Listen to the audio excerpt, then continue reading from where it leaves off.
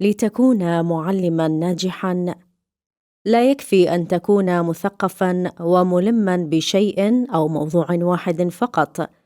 فلا يجوز لمعلم الرياضيات مثلا ان يكون ملما بعلم الرياضيات فقط، فقد يجد نفسه يوما ما مضطرا للجواب عن اسئله ذات نوع مختلف فيقع عليه الحرج. لذا يقف هنا امام مسؤوليه التعلم الدائم من اجل تحسين معلوماته وتطوير نفسه ليحقق نجاحه من خلال نجاح طلبته الذين يتطلعون اليه وينهلون من معرفته. فهل تنطبق هذه المقولة على معلمي التعليم المسيحي والتربية الدينية؟ وكيف يستطيع هؤلاء المعلمين إعطاء مثال حي وشاهد مؤثر في حياة المتلقين بهدف زرع بذرات الإيمان المسيحي الصحيحة؟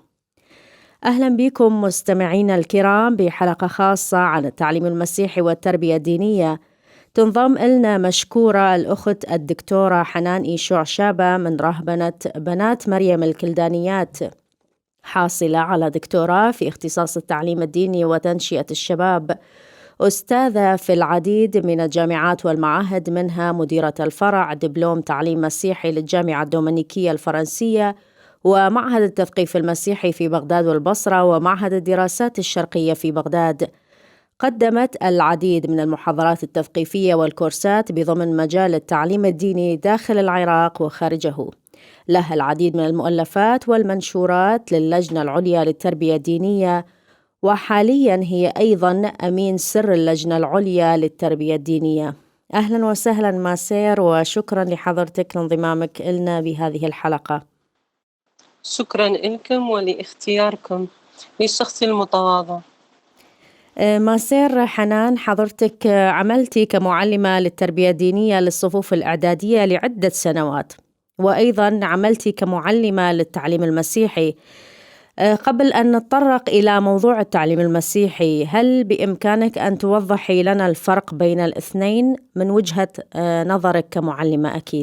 أكيد اليوم كثير من المعلمين اللي هم يعني في حقل التعليم المسيحي اللي نسمينه الحقل الكنسي، والمعلمين في الحقل التربوي اللي هو في المدارس، أحيانا ما يميزون الفرق ويختلطون بين الاثنين.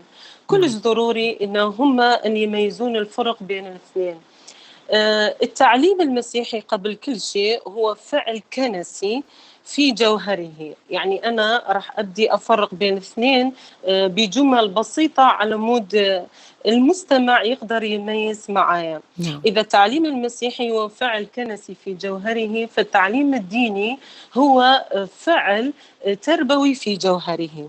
التعليم المسيحي يستوحى أساساً من تربية الله كما يظهر في المسيح وفي الكنيسة المحلية، يقبل منها الخطوط المكونة العقائد أو التعاليم وشرح الكتاب المقدس.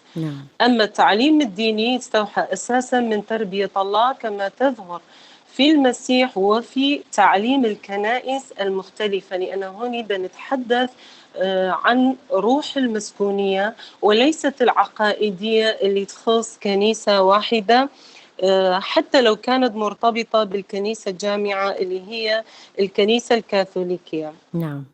والتعليم المسيحي إذ يقوده الروح القدس يؤلف منها تركيبة رزينة تساعد في اختبار إيماني. لما نتحدث إحنا عن اختبار إيماني، يعني إنه هي تحتاج إلى معرفة إيمانية ومعرفة شخصية من أجل لقاء حقيقي وبنوي مع الله.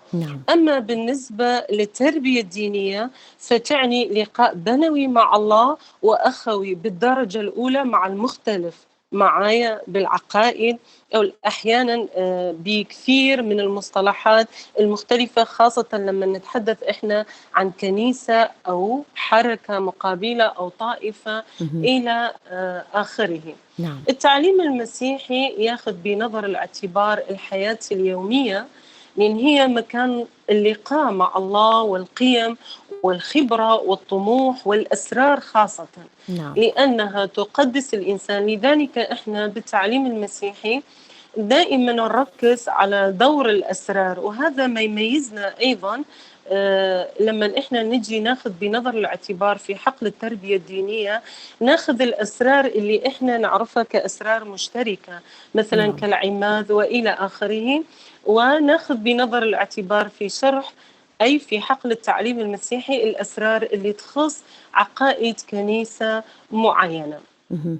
التعليم الديني ياخذ أبعد من الحياة اليومية، ياخذ أيضا بنظر الاعتبار المواطنة الصالحة نعم.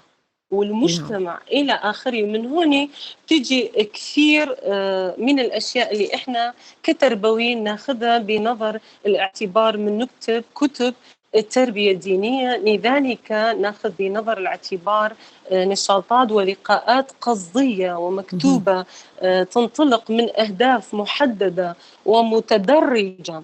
أما في حقل التعليم المسيحي أكيد إحنا أيضا نكتب على ضوء أهداف، نعمل على ضوء أهداف، لكن أحيانا عندنا هاي الديناميكية على مود إحنا نرجع دائما نعم. ونصلح بعض المصطلحات أو ناخذ بنظر الاعتبار، ننطي مساحة للمتعلم للتلميذ أكثر ما ننطيها إحنا بالمدرسة لما تنطلب من عندنا مثلا خطة أو منهجية مدرسية إحنا لازم نكملها في وقت معين. هذا بمختصر الفرق نعم. بين التعليم المسيحي والتعليم الديني. طبعا أكو أيضا فرق لما إحنا نجي نتحدث على الرعويات، نعم. لأنه هي أشمل، والتعليم الديني والتعليم المسيحي هم جزء من الرعويات. مهم. ماسير، بحسب وجهة نظرك شنو أهمية التعليم المسيحي؟ أهمية التعليم المسيحي من أنا بديت أتحدث عنه ولما قلت إنه هو ياخذ بنظر الاعتبار القيم، نعم. الخبرة، الطموح، الأسرار.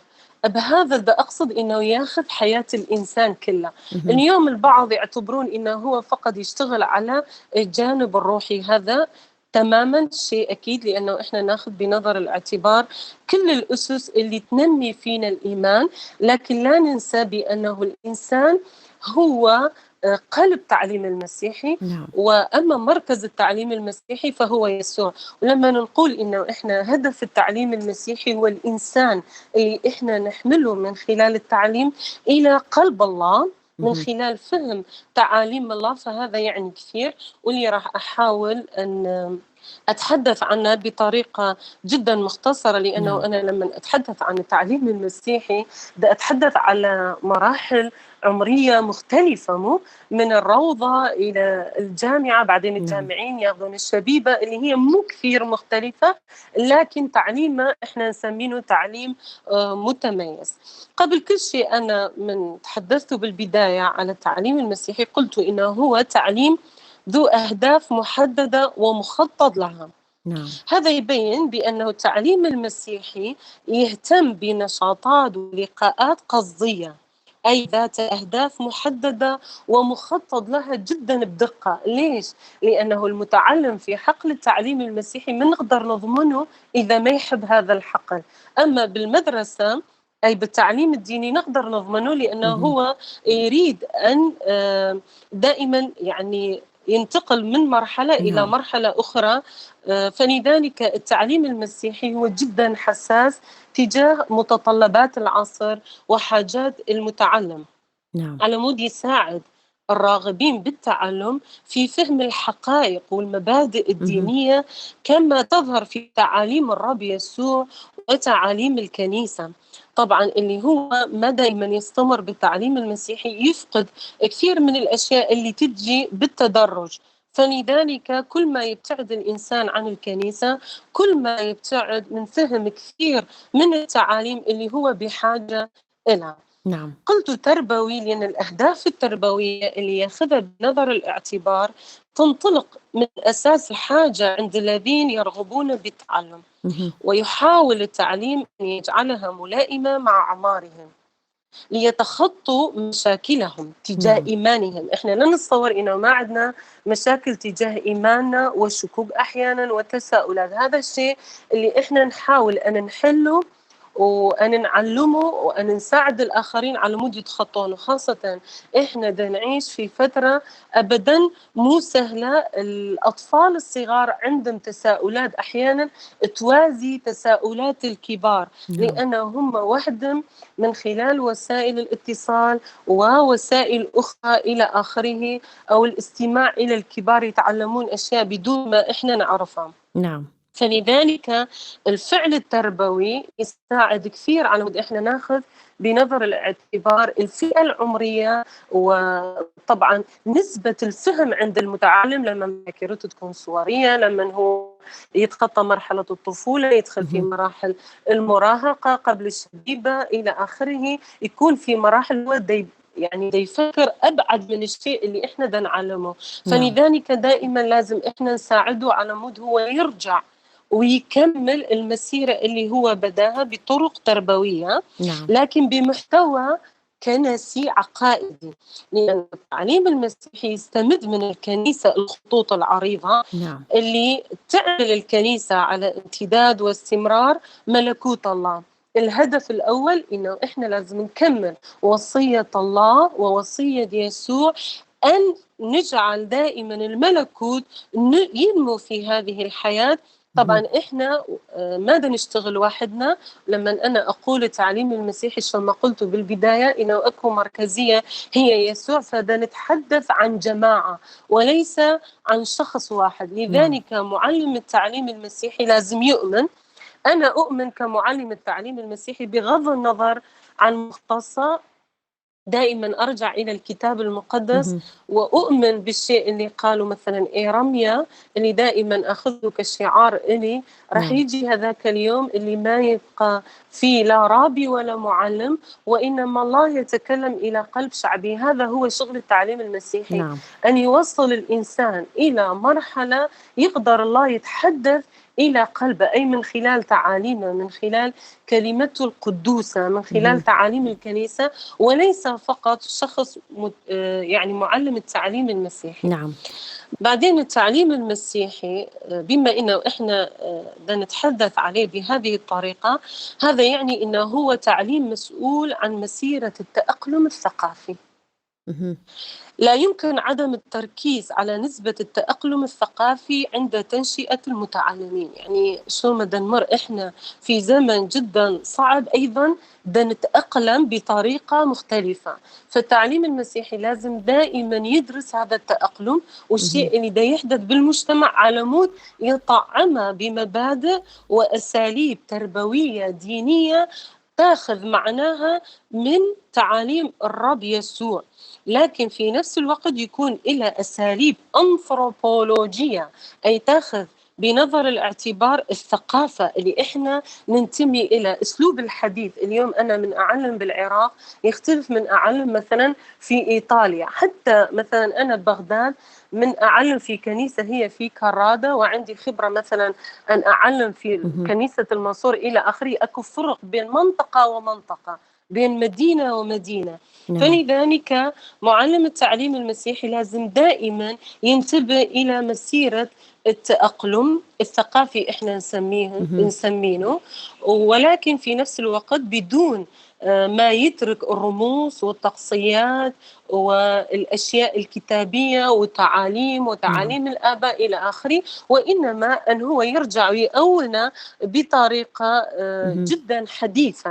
نعم. مثل ما دنساوي مثلا في عدة قنوات اليوم ولدت بسبب الكورونا، وحدي من القنوات مثلا عودة إلى الينابيع، مهم. من اسمها إحنا جدا نسوي دا نرجع إلى الينابيع لكن بأسلوب جديد. دا نعم. نقدم تعليم الآباء مثلا للروضة، شلون نقدمها بدون هذا التأقلم. مهم. ماسر، قبل ما أتكلم مع حضرتك يعني كيف يتم اختيار معلم التعليم المسيحي وكيف يصبح مؤهلا، أرجع إلى نقطة حضرتك تفضلتي وذكرتيها، أنه الإنسان منذ الطفولة إلى حد المرحلة الجامعية اللي يدخل بها الشبيبة بالاعتماد على مستوى الفهم يتم يعني إعطائه أو دروس التعليم المسيحي. وأيضا مثل ما نعرف أكو مراكز خاصة بالتعليم المسيحي، لكن البعض يتساءل أنه إذا كان الطفل أو هذا الابن ينشأ في أسرة مسيحية مؤمنة، لما لا يقوم الأبوين بدور التعليم المسيحي عن طريق تقديم المعلومات المناسبة؟ أو مثلا يقول البعض الآخر: لما لا تكتفي الكنيسة بالمحاضرات والندوات أو الوعظ المركز على نصوص الكتاب المقدس؟ فبماذا تجيبهم ماسير؟ هل هذا الشيء ممكن؟ أكيد أنت في هذا السؤال عندك عدة أسئلة. نعم. لكن أنا راح أخذها بنظر الاعتبار بطريقة جدا مختصرة وبكلمات متواضعة أبين أهمية التعليم المسيحي. مهم. لما إحنا عرفناه بالطريقة اللي تحدثنا قبل شوية عن التعليم المسيحي، شفنا من طريقة تقديمنا للتعليم المسيحي اليوم أبدا هو مو فعل سهل بدون ما يكون متدرج، وحتى نعم. لما يكون متدرج ومع أهداف هو متطلب. وبقدر ما المجتمع مالتنا والتعليم مالتنا والثقافة مالتنا بدها تتقدم، بقدر ما يكون التعليم المسيحي أكثر متطلب. أكيد الكنيسة أو العائلة، الكنيسة المصغرة اللي نسميها، مهم. وكل شخص له هاي القدرة أو هاي الدعوة على مود هو يكون معلم تعليم المسيحي. ليش؟ لأن هو حامل تعاليم الرب بقدر ما هو مؤمن بها، نعم. بقدر ما هو مؤمن. لكن ماكو إيمان بدون فهم. إيش قد أنا أفهم من الأشياء اللي أنا أؤمن بها. مهم. أكو إيمان بالفطرة وإيمان موروث، ولما إحنا نولد كمسيحيين لازم نتعلم شلون نكون مسيحيين. وهاي نعم. المسيرة أصلا حتى تلاميذ الرب يسوع هم أخذوا الوقت الكافي على مود يتعلمون من الرب يسوع، ورغم كل هذا بعد القيامة كان الروح القدس هو القائد مالتهم على مود يكملون هاي المسيرة. نعم. اليوم التعليم المسيحي ما هو سهل قسم. يعني أي واحد يجي يقول أنا أقدر أصير معلم تعليم المسيحي، مهم. راح نتحدث، أنت بينتي من نعم. خلال سؤالك أنه راح نتحدث عن المؤهل، فراح أتركها نعم. لهذاك الوقت. مهم. بس أقل في فرد شيء أنه التعليم تفضلي. المسيحي من درستونه أنا كمختصة، التعليم المسيحي إحنا نسمينه انتر ديسيبلينر. مهم. يعني ماكو علم اليوم وحده. يعني لما أنا قبل شوية تحدثوا عن التربية، عن الأنثروبولوجيا، عن آباء الكنيسة، عن العقائد، عن الليتورجية، عن الكتاب المقدس، أكو تاريخ الكنيسة، أكو عدة علوم أخرى أنا لازم أعرفها على مود أنا أكون معلم التعليم المسيحي. فإذا هل بسهولة أن يكون أي شخص معلم التعليم المسيحي؟ هذا نعم. سؤالي لأي شخص يقول كافي أن نعلم بعض الأشياء. مهم. بالعكس، لما احنا مثلا انا دائما يعجبني ان اهيئ الاطفال في فتره التناول الاول، مثلا نعم. من احنا نهيئهم وناخذهم 30 يوم، يعني تعليمنا يكون متدرج تماما. الاهل يلمسون تغيير في حياه اولادهم نعم. لما التعليم يكون متدرج، أي ما يقطعون أولادهم، ما يبقوهم بس بالبيت، وإنما يخلوهم دائما يتبعون التعليم المسيحي وبرامج التعليم المسيحي، راح يشوفون تغير جدا متطلب في حياتهم. وأصلا لما يعني واحد يعبر من حياة التلميذ، أي الطفولة احنا نسميها، يبدي بالمرحلة الأولى من المراهقة، أول شيء مهم. هذا الشخص يبدي يرفض الأشياء اللي يحس إنه هي أصبحت روتينية بالنسبة له. واحد من الرفض قد يكون تجاه عائلته، كلنا نعرف هذا الشيء. نعم. فهذا الشخص يحتاج إلى شخصيات إحنا نسميها مثالية، يعني مو مثالية مهم. تكون يعني هكذا خيالية، وإنما تكون مثال إلى تقود إلى شيء هو دا يدور عنه، مهم. دا يحب يعرفه، هو أكبر من تفكيره. فبما إنه هم عندهم هاي الخبرات، فهون نتحدث عن المعلم ليس فقط معلم ناقل معلومات، نعم. وإنما عن المعلم المربي والمرافق، أن يساعد المتعلم في مراحل مهم. عمرية مختلفة على مود يقوده حسب عمره وحسب فهمه إلى الله. فأنا نعم. أقول العائلة مو كافية، أكيد إلى دور جدا جدا مهم، لكن لما هي متخلي أولادها يعني ينتمون إلى كنيسة بتعليمهم ويكبرون في حقل الكنيسة ويتعلمون بطريقة صحيحة المبادئ والعقائد اللي نعم. هم لما تعمذوا قبلوا بها، ولما تناولوا أو لما تزوجوا، لما نالوا الأسرار إلى آخره، أكيد راح يفتقدون إلى شيء ماربولوس يتحدث عنه اليوم، ما ياخذوه كثير بنظر الاعتبار لما يقول بعد كل ما كنتم فطمتم من الحليب. نعم. للأسف مرات إحنا نكون كبار بعمرنا ومثقفين وإلنا شهادات عليا، لكن إحنا نكون أقزام بإيماننا، أي نعم. بمفهوم الإيمان المتطلب. فلذلك نحتاج إلى أشخاص كانوا امتلأوا مهم. تقريبا، خلينا نقول تقريبا، ما نكون مثاليين ونقول إن كلتنا كمعلمين التعليم المسيحي واصلين إلى هالمرحلة. مهم. لكن أنا كمعلم التعليم المسيحي يعني الشيء اللي تعلمتونه من أستاذتي لما درسته أكاديميا كانت تقول لي: حنان، كل ساعة أنت تحضرين إلها تدرسين 8 ساعات، هذا لا تنسين كل عمرك. فلذلك لحد الآن يعني أنا أكتب كتب، مو بس نعم. من واحد يطلب عندي محاضرة من كتابي تعرفين أنا أدرسها أسبوع بعدين أنطيها، لأن مهم. أنا ما أحب أن أبقى في هذاك الوقت لما أنا فكرت وكتبته. لا، تغيرت في حنان كثير أشياء، نعم. نمت حنان بإيمانها، والأهم في حنان إنه صلحت خبراتها. هذا هو معلم التعليم المسيحي، لازم نعم. يقبل أن يقول: أنا صلحت خبراتي مع أولادي، مع مهم. العوائل اللي أتعامل معاهم، مع المجتمع اللي أنا بينه. يعني كل يوم إحنا لازم نقبل إنه إحنا نكون أيضا كمعلمين تلاميذ في مدرسة يسوع، التلمذة المستمرة. هذا نعم. هو معنى التعليم المسيحي، وهذا معنى اللي يسوع أيضا يقول: لا تدعون محد رابي، إنه مهم. ماكو رابي، الله يتكلم إلى قلب الإنسان. أكيد الآخر أيضا يقودني إلى قلب يسوع، لكن يقودني إلى يسوع وليس يقودني إلى. فلذلك التعليم المسيحي يعني شو ما حكيته مع هاي مهم. الكلمات المتواضعة هو شيء جدا مهم. لكن للأسف اليوم مو كثير معروف، لا للمعلم بكثير من المعلمين نعم. ولا للعوائل. فلذلك يعني مرات ما ياخذوا بنظر الاعتبار. مثلا أنا شفته في أماكن مختلفة التعليم للكبار يختلف. مهم. يعني اليوم العائلة الواحدة، من أنا أتحدث مثلا إلى أخويات اللي هم مثلا بيهم أشخاص مثلا كبار بالعمر، دايما يقولون: شلون نتعامل مع المراهقين؟ مثلا سووا لنا نعم. محاضرة شلون نتعامل مع أولادنا ما بقى يسمعون كلام. فإذا العائلة هل هي كافية؟ هذا سؤالي لكل عائلة تقول إنه أنا أقدر أعلم أولادي. نعم. إذا ما سير حضرتك بحسب ما تفضلتي به أنه التعليم المسيحي يساهم أيضا بخلق حلقة وصل مع التربية المسيحية التي يحصل عليها المؤمن في البيت بغض النظر عن عمره.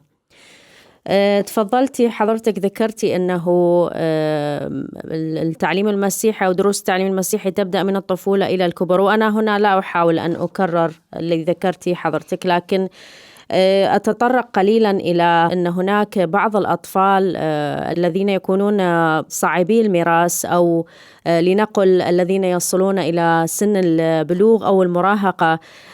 كثير من الأحيان يكون المراهق في هذا العمر يكتشف نفسه وذاته وعالمه الداخلي وأيضا مشاعر الحب ونزوات الجنس وغيرها. وكثير من الأشخاص لا أخص بالذكر معلمي التعليم المسيحي، لكن أيضا الأبوين مثل ما تفضلتي يجدون صعوبة بالغة في التعامل مع أبنائهم في هذه الأعمار. وأيضا تفضلتي وذكرتي حضرتك بأنه مو أي شخص يكون مؤهل أن يصبح معلما للتعليم المسيحي. فمع هذه الصعوبات الكثيرة، وخصوصا أنه حضرتك أقمت العديد من الدورات التثقيفية للشبيبة ومعلمي التعليم المسيحي، ما هي برأيك المتطلبات اللازمة ليصبح الشخص معلما جيدا للتعليم المسيحي واللي يكون قادر على أن يخترق البيئات المختلفة مثل ما تفضلتي وأيضا النفسيات المختلفة للمتلقي؟ بينت إنه حقل التعليم المسيحي هو حقل أيضا بما إنه هو ديني تربوي نعم. فأيضا هو علمي تقريبا. ثم إحنا لذلك أكو اختصاصات يعني تصل لمرحلة الدكتوراه، نعم. فلذلك دخل بين العلوم التربوية. فمن هو المعلم المؤهل للتعليم المسيحي؟ نعم. أكيد من له صفات المعلم على ضوء المعلم الأول اللي هو الرابي يسوع. هاي نعم. الكلمة الرابي يسوع ما لازم أبد ينساها معلم التعليم المسيحي على مود لا ياخذ مكان يسوع، وإنما يسوع هو المركز. كلمة الله هي الأولى في هذا المركز. أي إحنا لازم دائما نعتبر نفسنا إنه إحنا جزء في هذا التدبير الكبير، التدبير الإلهي. كل واحد من عندنا هو في قصد الله مذكور. أيضا من له خبرة روحية وثقافية ممكن أن يكون قائد. لما نعم. أتحدث عن القائد في حقل التعليم المسيحي، أي ما هو المدير اللي يطلق أوامر، نعم. وإنما هو القائد الشفاف اللي الآخرين من خلال تعاليمه يصلون، أي يقودهم إلى الله. مربي، لأنه كثير من الأشخاص لما هم يتألمون بسبب أحداث حدثت في عوائلهم، في مجتمعهم، في كثير من الأماكن، يشوفون في تعاليم معلم التعليم المسيحي أو في شخصة هذاك النور على مود هم يقدرون يستمدون القوة.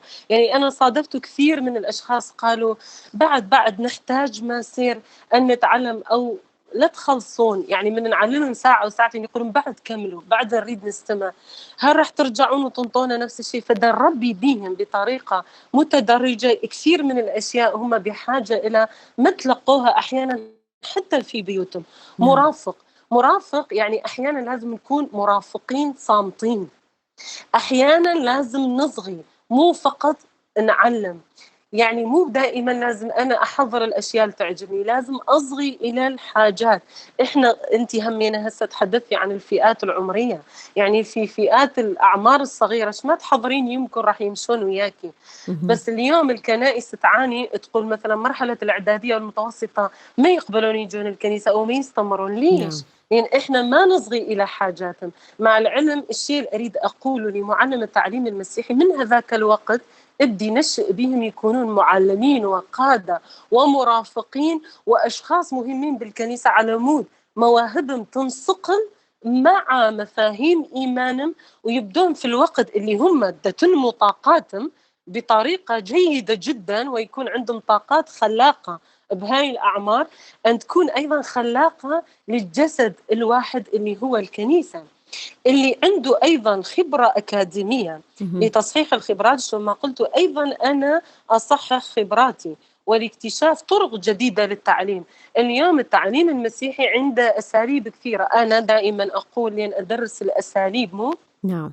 الحديثة، فأقول لكل مفهوم 1000 أسلوب. يعني الأسلوب هو يبتكر أو نعم. ينكتب أو ينوجد أصلا لأجل مفهوم ديني ما يتغير، لكن يقدم بأسلوب حديث، وكأنه تقدمين أنت شيء دائما آني. هذا لأن في المجتمع الحالي تغيرت أنماط الحياة وفقدت الأجواء التقليدية اللي شاركت في الماضي في المحافظة على الإيمان ودعمه، مما ساهم في جهل الإيمان، ففقد الكثير من المؤمنين هويتهم ودعوتهم ورسالتهم أحيانا. لذا أصبح من الضروري الإشادة بكل الجهود المبذولة والمبادرات إلى نشر الثقافة الدينية لدى المؤمنين بمختلف الأعمار بطرق متعددة وأساليب مختلفة. يعني اليوم إذا كنا بس نؤمن إنه فقط في حقل التعليم المسيحي إحنا نقدر ننطي تعليم مسيحي، فهذا مو كافي. نعم. يعني اليوم أنت من خلال راديو ماريا تنطون تعليم مسيحي، اليوم من خلال قناة يوتيوب تنطون تعليم مسيحي، من خلال صفحة تنطون. لكن أيضا اللقاء بين الأشخاص هو جدا مهم، على مود إحنا نحافظ على العلاقات ذا قيمة نقدر نسميها. نعم. ذا قيمة نقدر نسميها أي تكون محددة ومهمة في حياتنا، وليست فقط على مستوى الثقافات الرقمية اللايك وديسلايك، اللي ما أريده بطريقي انتهى أسوي له بلوك بعد هذا الشخص ما موجود. نعم. الثقافة الدينية تختلف، تتطلب أحيانا أن أتعامل حتى مع الشخص اللي ما يحبني مو أو اللي ما يرغبني إلى آخره، فتنمو فينا بعض الفضائل والمبادئ، فتحتاج إلى مساحة، سواء مساحة إحنا نسميها بالروح أي كل شخص يشتغل على ذاته، أو مساحة اللي هي المكان الكنيسة إلى آخره. بعدين لازم يكون أيضا معلم يمتلك ثقافة دينية صحيحة. يعني اليوم أكو مخاطر الكوبي بيست، أنا دا أروح للتعليم المسيحي وأطلع موضوع بالانترنت، ما اعرف مصدره، ما اعرف منو كان كتبه، ما اهم. اعرف شنو، اروح انطينه. مو مرات مثلا بعض المعلمين اقول لهم عزيزي هذا المحتوى غلط فينصدمون، ما يصير ليش من اشرح علم ليش هذا الشيء غلط، بعدين اهم. يرجعوا لي يقولوا لا عاد كل شيء راح ندزه الكي ما يصير شوفينه، وبعدين نعم. عمود يكونون مطمئنين. اهم. فاكو مخاطر اليوم، لانه هاي المخاطر قد تضرب في العقائد والمبادئ اللي احنا عندنا، اللي تعتمد على المفاهيم الكتابيه وايضا التقصيه، لان احنا كشرقيين نعم. الليتورجيه تلعب دور جدا مهم في تنشئتنا اصلا لاجيال كانت هي المنشئه الوحيده لكثير من المؤمنين اللي ما كان بعد اكو تعليم مسيحي. نعم. التعليم المسيحي هو حديث، التعاليم كانت تختلف بالاساليب سابقا. واخيرا اللي تتوفر عند الصفات الرابي يسوع اللي تحدثنا عنه في البداية، لكن اللي يتميز في بعض الصفات اللي تشبه الرابي يسوع، أي يكون شخص يظهر الرب يسوع بأقواله لأنه هو عنده علاقة شخصية بالرب يسوع. شو ما نعم. قلت المعلمة نصحتني كل ساعة 8 ساعات حنان، يعني أنا لازم أتغذى من الشيء اللي أنا أنطينه أو أعلمه نعم. بأعماله أي بتصرفاته، لأنه الموجود في حقل التعليم المسيحي يحتاج إلى شخص قيادي بالمثال أيضا، مو بس بالكلمات. اهم. تعاليم اللي تنبني على أسس صحيحة، وليس أعتقد يعني مرات أكو معلمين الطفل أو المراهق أو الشاب يسألهم سؤال، أعتقد أنا أقول يعني هاي الجملة أو هاي الكلمة شوية أبد لا تستخدموها، وإنما بتواضع لازم نقول إنه إحنا راح نتعرف عليها وراح نتحدث عنها في اللقاء السابق، لأن ماكو واحد من نعم. عندنا يعرف كل شيء. لازم نكون متواضعين في حقل هو جدا واسع، لأن هو حقل الرب وليس حقل مالتنا شخصيا فقط، نعم. ومشاركته، إذ يسعى إلى الحفاظ على الحيوية في لقاءاته. يعني ما يكون غضبان اليوم. يعني أنا من أكون ويا معلمين تعليم المسيحي دائما أقول لهم لازم أسوي لكم شوية تمارين، يعني هذا ستريس مالتكم اهم. قبل ما ألتقي بالمتعلمين لازم ألتقي بكم. فهم مرات يريدون يجروها التعليم يصير إلن، هم بعد اهم. سوينا ما يصير، أقول لا، لازم تتعلمون مثلا شلون تلقون هذا الستريس من حياتكم، أو نصلي مثلا. هذا الشيء أيضا تعلمتونه من علمته تعليم مسيحي بإيطاليا، كنا 80 معلمة في كنيسة مريم العذراء نعم. في إيطاليا، فكنا نمسك بيد بعضنا ونصلي ونطلب من الروح القدس بهذا، يعني بهذيك الأوقات أن يقودنا. وكانت مسؤولة التعليم المسيحي دائما تتحدث لنا وتقول اللي إذا أكو وحدي أو واحد بيناتكم ضايج فخليه يجي يلتقي وياي، لا يلتقي مع الأطفال. نعم. هذا الشيء كان يعجبني كثير، لأنه مو معناته أنا اليوم ما عندي مزاج خطية هذوك يروحون يتحملوني ثاني يوم لا، ما يريدون يجون على الكنيسة، إمم. يريدون ينامون، ما أعرف شنو، يطلعون حجج، بس قد أكون أنا سبب يعني. نعم. فلذلك معلم التعليم المسيحي يعني أنا أعتبره يعني ده مسؤولية، وهي المسؤولية لازم يحس بيها، اهم. ولازم دائما يسعى على مود يكون مقدّر ويمتلك كثير من المهارات ويتجدد دائما في حياته، ويكون شخص مميز في تعاليمه، أي نعم. يكتشف بعد ما يتعلم يكتشف على ضوء أنوار الروح القدس شنو الشيء اللي هو لازم يقوله في الوقت المناسب إلهم، لأن مو كل الأوقات تكون مناسبة لطرح موضوع معين حتى مع التلاميذ، مو فقط مع الكبار. نعم. ماسير، قبل ما نختم بالصعوبات اللي تواجه المُعلِّم أو مُعلِّم التعليم المسيحي، يخطر في بالي أيضًا الأطفال المُعاقين جسدًا وعقلًا، أن لمثل هؤلاء حقًا أيضًا في معرفة سر الإيمان مثل ما تفضّلتِ، كيف نوصّل إلهم التعليم المسيحي؟ طبعًا هذول هم حق الخاص في حقل التعليم المسيحي، ما أقول خاص لأن هم خاصين، لأ، هم كلهم مثلنا، كل واحد عنده مكانة في هذا العالم وفي قلب الله، وقد يكونون هم بالدرجة الأولى. نعم. هم مساحة للفرح، لكن مساحة للحساسية. لازم إحنا نكون جدًا حساسين، فالمُعلِّم اللي يتعامل مع هكذا لازم يكون يعني جدًا مؤهَّل. لازم طبعًا يدرس بالدرجة الأولى العلوم الإنسانية على مود يقدر هو يتعامل مع هذول الأشخاص، وفي نفس الوقت يكون هو متهيئ نفسيا، لأنه أحيانا أكو بعض المعلمين مثلا يقولون ما سير ما نريد نتعامل بهذا الصف لأنه أكو فلان نضوج منه، ما نعم. سير ما نريد نعلم مع هاي المعلمة لأن ما نقدر نتحمل زين مثل هذا المعلم أو هاي المعلمة، أنا أقدر أخليهم يتعاملون مع هذولي يعني الشريحة من المجتمع؟ نعم. أكيد أنا ما أقدر أخليهم، فلذلك لازم يكونون مؤهلين. أنا بالنسبة لي كخبرتي كمعلم التعليم المسيحي من أكون مع هذولي الأشخاص آخذها مساحة من الفرح، مهم. الشيء البراءة اللي ما أقدر أحسه في وقت أحيانا أكون هاكذ مثل المكوك على مود أجاوب للمعلم وللمتعلم أو للكاهن المسؤول أو نعم. للجدول المطلوب أو للخطة المطلوبة أو للهدف، بهذاك الوقت ريلاكس. والشيء اللي يطلبونه هم من عندنا أن نكون أيضا ريلاكس، يعني هذول ما يطلبون من عندنا أن ننطيلهم كثير من المعلومات، وإنما في بطء لازم نعلمهم الأشياء وبمحبة. هم ما يفتهمون إلا بلغة واحدة اسمها المحبة، وإلا تشوفين الحزن في وجوههم، يعني يا إما هم يعبرون مهم. بالفرح يا إما يعبرون بالحزن إلى آخره، ما يقدرون يجادلون. كلنا نعم. نعرف هاي نعم. الأشياء، وخاصة إحنا أحيانا من نكون أشخاص ممتلئين من ذاتنا للأسف، مو لما نعم. نمتلئ من يسوع يعني نمتلئ من التواضع. ويعجبني هوني معلم الشباب اللي هو يشوع بن صراخ، مو نعم. اللي يقول الله عظيم لكن بالمتواضعين يتمجد، أي بالمتواضعين يبين الله بمن هم يحبونه، بمن هم يعكسون هذا الحب.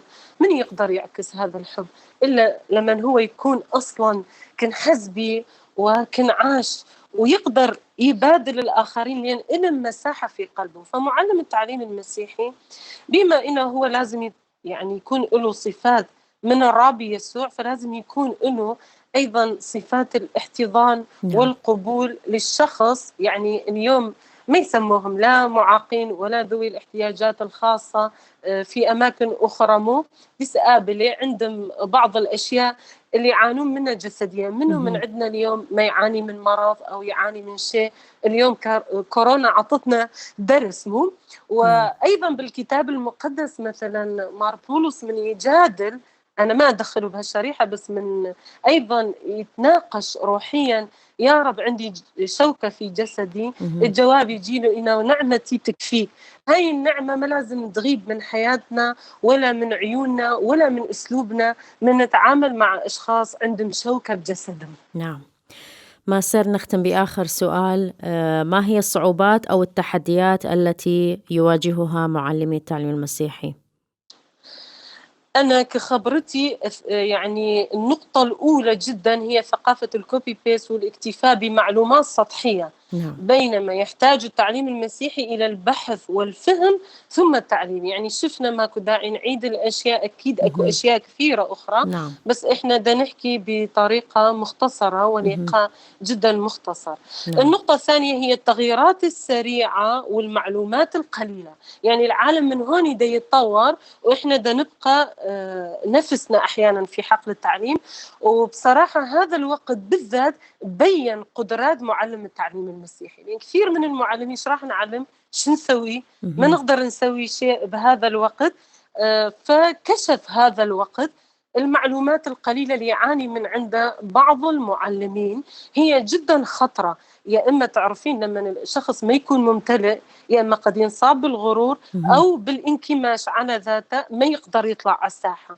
لا، نعم. الوقت لازم دائما نتأقلم ولازم دائما نطعم كل شيء بثقافة الإنجيل.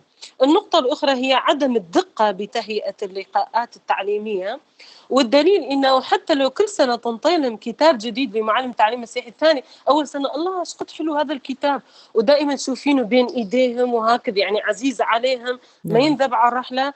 من تخلص السنه اوه ما يصير نريد شيء جديد.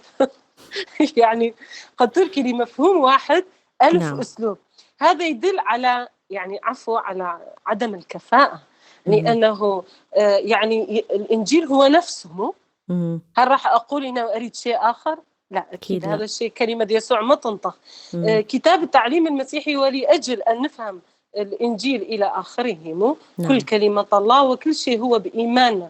لو إحنا باوعنا إلى المفاهيم هي جدا مهمة، لكن الشيء اللي إحنا لازم نسويه هو أن يكون عندنا قدرة لابتكار أساليب أو السؤال لمن هم ذا كفاءة في حقل التعليم المسيحي على مود نعم. هم يساعدونا على مود إحنا نقدر نستخدم بعض الأساليب. يعني أنا من خلال هذا اللقاء أي معلم يطرق بابي أو يدز لي مسج أو إلى آخره ما نعم. يصير شوفي هذا الأسلوب أو أحتاج أسلوب مباشرة أجاوبه. مهم. والمعلمين اللي يتعاملون وياي حتى اللي هم من خارج العراق إلى آخره يقولون ما سير ما تبقينا أقل ما أقدر أبقيكم، لأنه هاي هي مسؤولية معلم التعليم المسيحي. إني نعم. شوية كنت أعلم، يعني أنا أسمي نفسي شوية كنت علمته، لأن كل ما أتعلم كل ما أكبر بخبرتي الإيمانية كل ما راح أتعلم أكثر. نعم. عدم الاتكال على نعمة الروح القدس هاي أكبر خطورة في حياة معلم التعليم المسيحي، نعم. وهذا الشيء ده أقوله عن خبرة. يعني أنا ما أعرف، أنقهر كثير من أقف أمام معلم أو معلم التعليم المسيحي وأقول لهم هل تصلون للروح القدس؟ يقولون يعني شلون نصلي للروح القدس؟ أقول زين أنت كم سنة معلمة وأنت كم سنة؟ 10 سنين 20 سنة. مم. يعني أنا أنصدم. بس هذا الشيء رغم كل شيء لازم إحنا دائما نحتضن. طبعا هذا ما دا أقصد الكل، بس دا نعم. أقصد حسب خبرتي أكو نسبة مو. مم. فأنا أقول لمعلم التعليم المسيحي أكو خطورة كثير أن تكون معلم التعليم المسيحي بدون ما أنت تتكل على نعمة الروح القدس على مود أنت تحقق نتائج مرضية لمشيئة الله وليس لمشيئتك الشخصية. نعم. بعدين النقطة الأخيرة هي انسجام بين المفاهيم الإيمانية والعلوم الإنسانية. يعني جدا ضروري أن نعرف. يعني مرة رحت مثلا بكنيسة معينة كل مرحلة الابتدائية كل من فرد صف ما مهم. يصير عزيزي، أو كل مرحلة الإعدادية أو كل مرحلة المتوسطة أو متوسطة إعدادية أقل بابا هذول 3 مراحل مراهقة. شلون مم. كل خليتهم مع بعضهم؟ إيه إذا واحد قلت بقى واحد، وأنا عن خبرتي المعلمين اللي دا يسمعوني يعرفون إنه أنا دا أحكي عن خبرة واقعية. في يوم نعم. من الأيام قلت لهم هذا الواحد انطولي يعني، وتماما من واحد بدينا إعدادية خلال 6 شهور صاروا 15 وبدوا يزيدون يزيدون يزيدون حتى هم قالوا صدق إحنا مرات ما نؤمن بعمل الروح القدس. أقلم أنتم بس تحركوا، بس سووا الخطوة قولوا يا رب هاي الخطوة هي لمجدك ولخير الآخر، راح تشوفون إنه الله راح يبعث أمامكم، وليس أنتم راح تروحون تجيبون ناس بالقوة. لا، أنتم بس صلوا وثقوا بالله مهم. وكونوا متهيئين. لما أنا أكون متهيئة الله راح يبعث الأشخاص أمامي. نعم.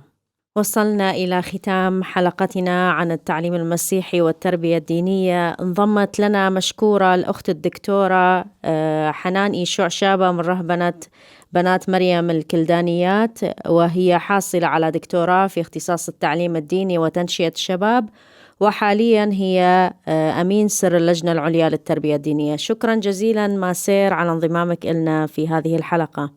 أهلا وسهلا، شكرا لك. نلقاكم بخير مستمعينا الكرام في الجزء الثاني من هذه الحلقة، والحوار لا زال مستمرا مع الأخت الدكتورة حنان إيشوع شابة.